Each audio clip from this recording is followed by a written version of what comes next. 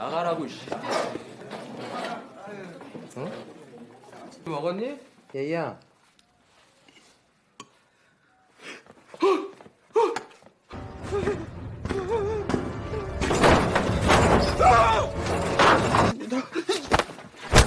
뭉쳐라.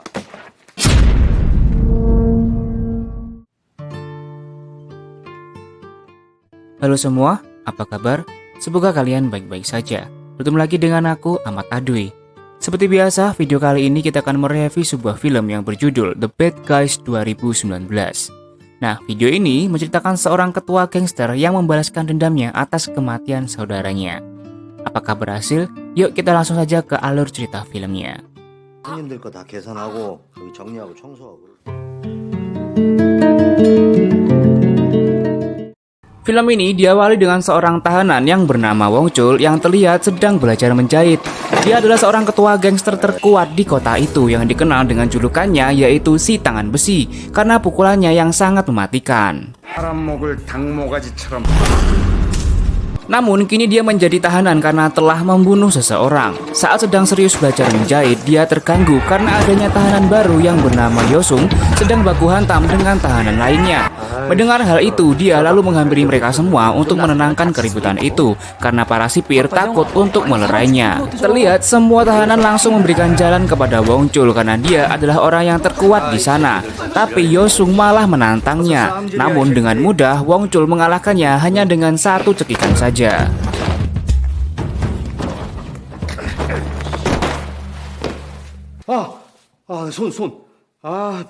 Kemudian pihak kepolisian memberitahu Wong Chul bahwa sahabatnya yang bernama Nam Yong Suk telah tewas dibunuh dengan organ tubuhnya yang sudah hilang. Mengetahui hal itu, Wong Chul sangat marah besar dan berniat untuk balas dendam atas kematian saudaranya. Karena kejadian itu, polisi memberikan cuti 2 hari untuk ke pemakaman. Di hari cutinya, dia teringat dengan sosok Nam Yong Suk ketika dia diberi sarung tangan peninggalan ibunya. Keesokan harinya, dia pergi ke rumah kakaknya Nam Yong Suk yang bernama Oh Gutak. Oh Gutak mengetahui maksud kedatangan Wong Chul, lalu memberikan sebuah berkas dan menyuruhnya untuk menemui seorang wanita yang bernama Mi Yong Yuk. Oh Gutak ini adalah seorang detektif legenda yang sudah banyak menyelesaikan kasus-kasus besar, dan alasan dia tidak mau membantu Wong Chul mencari pelaku pembunuhan karena dia sudah divonis kanker hati dan akan segera mati karena penyakitnya itu. Di tempat lain, Mi Yong yang sedang dalam perjalanan dan mengawal bus tahanan, tiba-tiba Wong Chul menelponnya dan mengajaknya untuk bertemu di kantornya.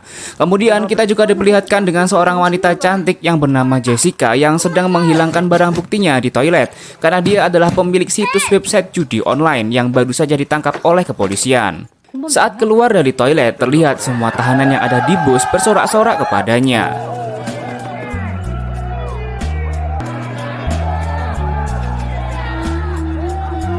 Kembali ke Mi Yong, di tengah perjalanan tiba-tiba ada mobil truk yang langsung menabrak semua mobil kepolisian termasuk bus yang mengangkut semua tahanan sampai terguling.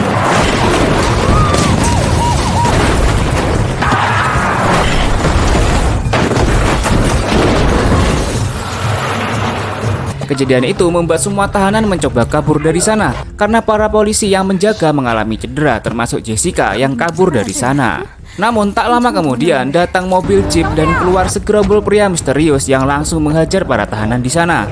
Mi Yong yang masih sadar mencoba menembakkan pistol peringatan, tapi karena tembakan peringatan itu tak berpengaruh, dia berniat untuk menembak mereka. Tetapi tiba-tiba kepalanya mulai pusing karena benturan di kecelakaan tadi. Kelompok misterius itu ternyata sedang mengincar seorang tahanan yang bernama No Sang Sik. Saat dia misterius itu masuk ke dalam bus dan ingin membawa No Sang Sik, tiba-tiba Yosung langsung mengajarnya dan membiarkan No Sang Sik kabur dari sana. Kemudian Yosung keluar untuk meminta bantuan. Namun si pria misterius yang melihat hal itu lalu menghampirinya dan siap untuk menusuknya. Tapi tiba-tiba Mi Yong mencegahnya dan terjadilah baku hantam yang membuat Mi Yong harus tertusuk oleh pria itu. Yosung yang melihat hal itu mencoba untuk membantunya dan baku hantam dengan si pria misterius. Terlihat Yosung lebih unggul dalam baku hantam tersebut. Lalu dia mencoba membuka topeng si pria misterius dan melihat sebuah tato di lehernya. Tetapi tiba-tiba ada mobil yang langsung menabraknya dan membuatnya pingsan seketika. Singkat cerita, ketika sadar, Yosung sudah berada di rumah sakit dengan tangannya yang sudah diborgol. Sedangkan Mi Yong mengalami koma karena penusukan tadi. Wong Chul yang melihat temannya koma, dia berniat untuk menyelidiki kasus ini sendirian. Kemudian dia datang menyerang markas kelompok gangster untuk menanyakan siapa bosnya itu.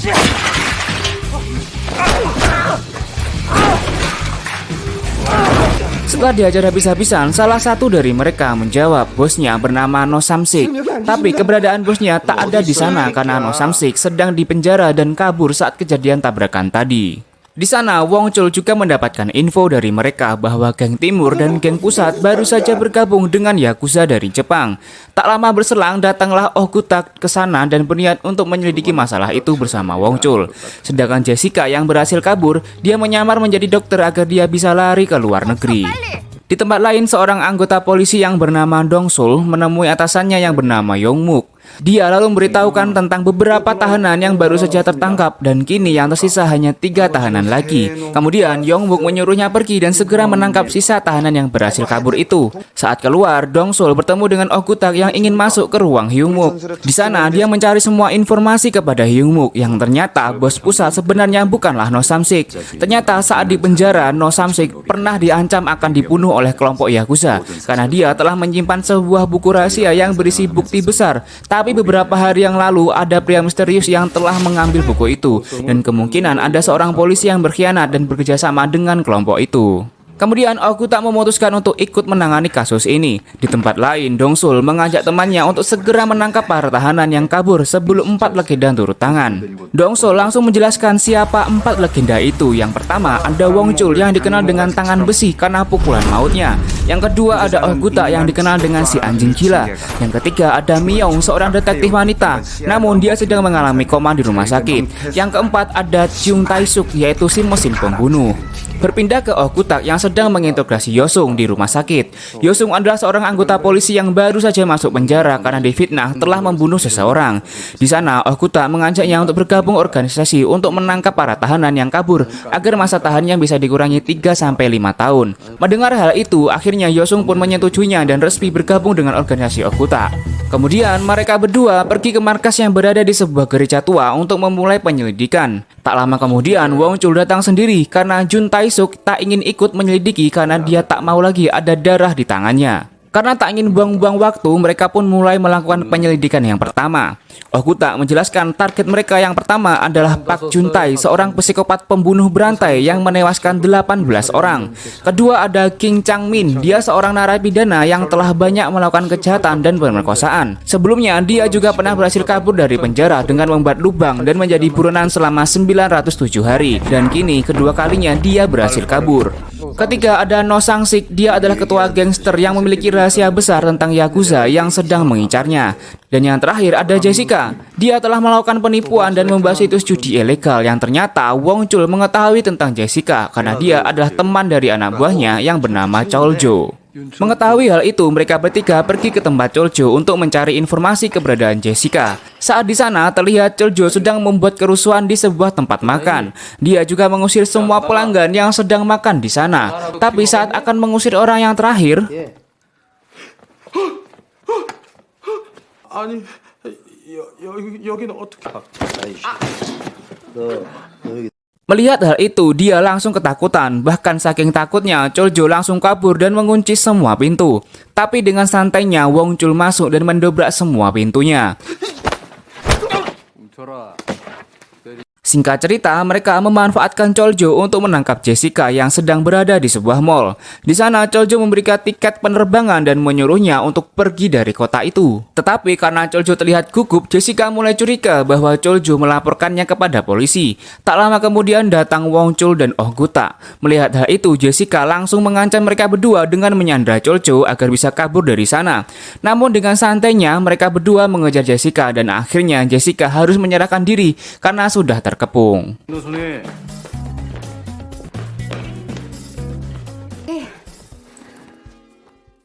Setelah itu, mereka bertiga membawa Jessica ke markas sebelum diserahkan ke penjara. Tapi saat mereka sedang menyelidiki kasus Chang-min, tiba-tiba si Jessica mengatakan bahwa dia kenal dengan Chang-min.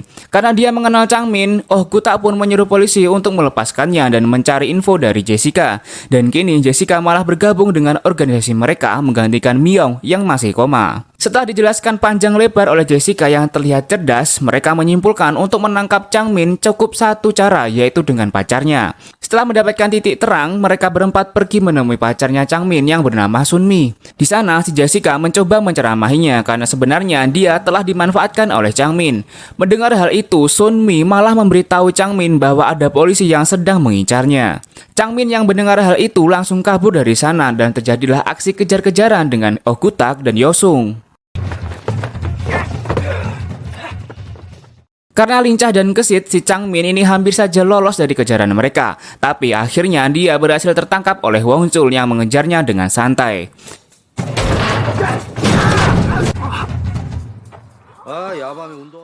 Saat akan dibawa ke markas besar, tiba-tiba datang Sun Mi yang mengkhawatirkan keadaan Chang Min. Namun tak disangka, Chang Min malah menyandra Sun Mi agar bisa kabur. Untungnya Jessica langsung memberi kode kepada Sun Mi untuk menyemprotkan cairan pedas kepada Chang Min.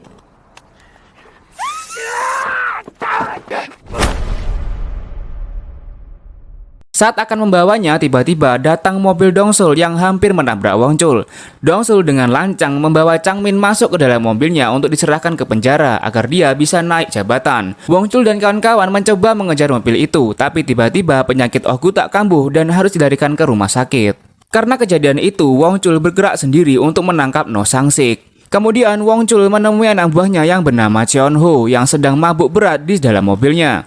Saat dia sadar, Cheon Ho terkejut karena ada Wong Chul di sisinya. Kemudian Wong Chul menanyakan tentang bos ketua pusat dan pelaku pembunuh sahabatnya. Si Cheon Ho hanya memberitahu markas geng pusat yang ternyata si Cheon Ho ini telah berkhianat kepada Wong Chul. Tak lama kemudian datang segerombol anak buah Cheon Ho. Cheon Ho yang mengetahui anak buahnya datang langsung mencoba untuk kabur dan mengolok-olok Wong Chul. Dengan mudah Wong Chul membantai semua anak buah Cheon Ho. Namun saat akan menangkap Cheon Ho, tiba-tiba datang Jessica dan Yosung yang menanggurnya karena beraksi sendirian. Lalu mereka menyuruhnya untuk masuk ke dalam mobil. Kemudian mereka bertiga pergi ke tempat Chang Min yang sedang diintegrasi. Sesampainya di sana, Yosung menanyakan info keberadaan No Sang-sik. Karena Chang Min tak mau menjawabnya, akhirnya Jessica menghajarnya hingga akhirnya Chang Min memberitahu bahwa No Sang-sik mencoba kabur keluar kota menggunakan kereta api.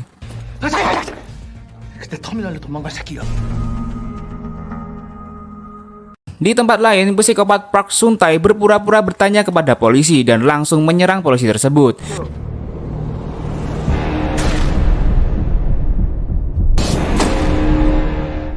Setelah berhasil membunuhnya, ternyata di sana juga ada No Sang-sik yang sedang bersamanya. Kejadian itu membuat heboh seluruh kota karena Park Sun-tae, psikopat gila yang mulai berkeliaran di kota. Mengetahui hal itu, Wong Chul dan kawan-kawan pergi ke rumah kakaknya Jessica. Mereka meminta untuk membantu menangkap Park Sun-tae, tapi dia menolaknya karena takut dibunuh oleh Park Sun-tae. Karena gagal meminta bantuannya, mereka bertiga pergi ke tempat Hyun Mook untuk melihat rekaman kejadian pembunuhan itu. Yosung merasa janggal dengan video tersebut. Kemudian dia memperjelas rekaman itu dan melihat ada No Sang-sik yang terlihat di pantulan cermin. Disinilah mereka mendapatkan titik terang bahwa keberadaan No Sang-sik tidak jauh dari mereka. Di tempat lain, kakaknya Jessica mengajak temannya untuk bertemu di tempat karaoke. Tetapi saat di sana, dia melihat temannya yang sudah tewas dibunuh oleh Park Sun-tae. Tanpa basa-basi, Park Sun-tae langsung menghajar dan menyiksanya di sana. Tak lama kemudian, Wong Chul dan kawan-kawan datang ke sana untuk mencari kakaknya Jessica. Namun saat di sana, Yosung menyadari adanya No Sang-sik di sana. Dia lalu mencoba mengejarnya dan terjadilah aksi kejar-kejaran.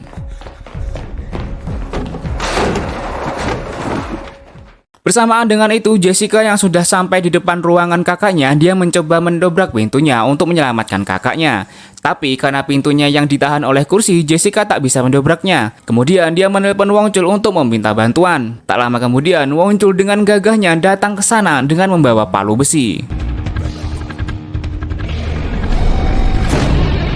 Jessica yang melihat kakaknya akan dihajar lagi langsung melemparkan asbak ke kepala Park Sun-tae. Kemudian Wong Chul langsung menghajarnya dengan meremas tulangnya hingga Park Sun-tae pingsan.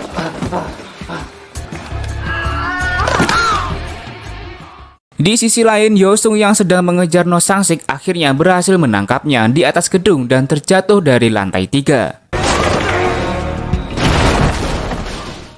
Setelah itu, mereka bertiga membawa No Sang-sik ke markas besar untuk menginterogasinya. Terlihat Wong Chul sangat ingin membunuh No Sang-sik karena menyangka No Sang-sik lah yang telah membunuh saudaranya. Tapi akhirnya Wong Chul bisa ditenangkan oleh Jessica dan mereka mendapatkan info bahwa bos geng pusat bernama Yoshihara. Dia adalah bos Yakuza yang sedang mengincar No Sang-sik selama ini karena dia memegang buku catatan berisi rahasia besar tentang bisnis Yakuza. Yoshihara juga sudah menggabungkan semua geng yang ada di Korea termasuk gengnya No Sang-sik hingga akhirnya dia harus berkhianat karena tak tahan dengan bisnis Yoshihara yang menjual sabu-sabu dan organ manusia. Kemudian dia memberikan buku itu kepada Wong Chul. Dia juga menyuruh mereka bertiga untuk segera menghentikan Yoshihara. Namun tak lama kemudian Komandan Hyung-wook datang dan membawa pasukan yang langsung menyergap mereka berempat. Tak disangka ternyata selama ini Hyung-wook lah yang sudah berkhianat. Dia juga mengambil buku itu dan membawa No Sang-sik pergi dari sana. Di sini kita bisa mengetahui pria misterius yang pernah menyerang polisi. Ternyata dia adalah anak buah Yoshihara. Kemudian mereka bertiga diikat dan markas mereka dibakar untuk menghapus jejak. Tapi untungnya mereka bisa keluar dari sana dengan cara memutuskan tali yang mengikatnya dengan menggunakan kekuatan Wong Chul.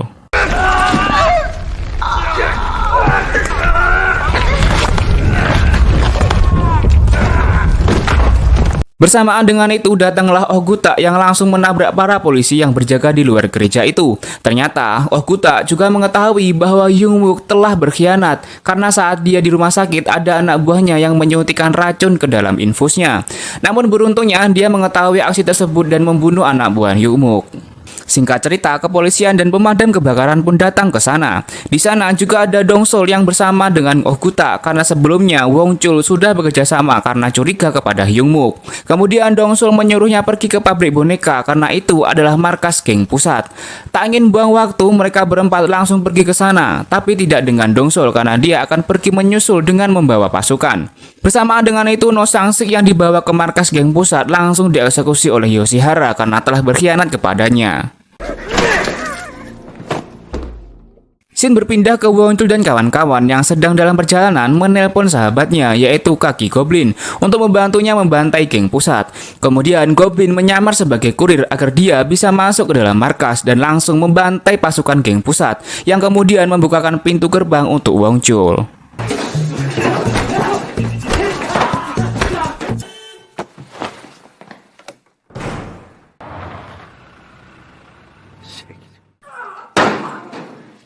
Di tempat lain, Hyung-wook yang sedang bersama Yoshihara ternyata malah dikhianati dengan memaksanya meminum minuman yang sudah dicampur dengan narkoboy. Yoshihara merasa bahwa Hyung-wook juga akan berkhianat kepadanya. Kembali lagi kepada Wong Chul dan kawan-kawan yang sedang bersiap-siap di depan gerbang. Lalu mereka berlima langsung masuk ke dalam pabrik itu dan langsung baku hantam 5 versus sekampung.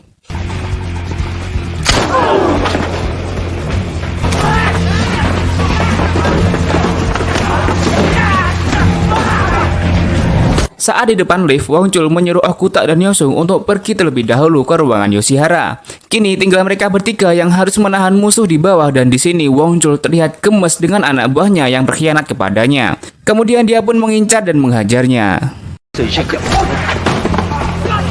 Setelah itu dia pergi ke atas gedung melalui sebuah tangga. Sedangkan Oh Gu-tak dan Yosung yang sudah sampai di atas tanpa basa-basi langsung baku hantam dengan anak buah Yoshihara yang sudah menunggunya.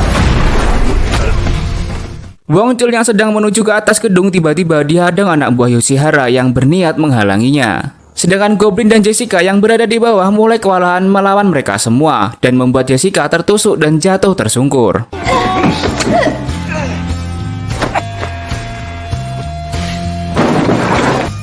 Yoshihara yang melihat anak buahnya baku hantam memutuskan untuk balik ke Jepang dan pergi ke atap gedung karena helikopter pribadinya akan segera sampai.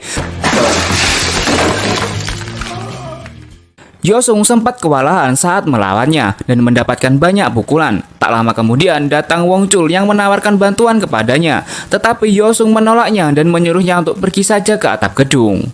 Sesampainya di atas gedung, dia langsung mendobrak pintu dan dia pun harus melawan anak buah Yoshihara yang tersisa. Meskipun mendapatkan banyak tusukan, Wong Chul masih bisa berdiri dan membantai mereka semua. Dan kini tinggal Yoshihara saja.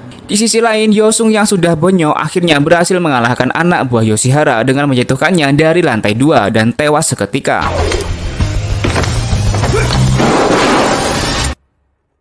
Kembali ke Wongchul yang berada di atas harus baku hantam dengan Yoshihara. Karena Yoshihara memakai alat di tangannya yang tajam membuat Wongchul kewalahan dengan pukulannya. Tetapi karena daya tahan tubuhnya yang kuat membuat Wongchul bisa membalikkan keadaan dan mematahkan semua tangan Yoshihara. Dan akhirnya dengan 2 pukulan terakhirnya Yoshihara langsung tumbang.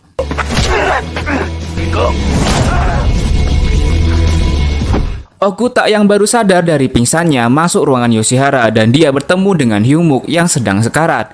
Karena Hyungmook banyak bicara dengan Okuta, dia langsung memukulnya. Sedangkan Goblin yang berada di bawah akhirnya berhasil membantai semua pasukan hanya seorang diri. Dia lalu membangunkan Jessica yang berpura-pura pingsan. Tak lama kemudian kepolisian datang yang dipimpin oleh Dongsul. Saat membuka pintu pabrik terlihat Wongchul dan kawan-kawan yang berjalan santai di sana.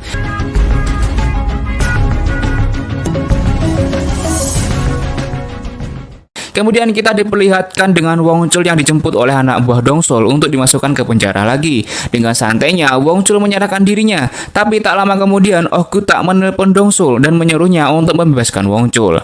Dan film pun selesai.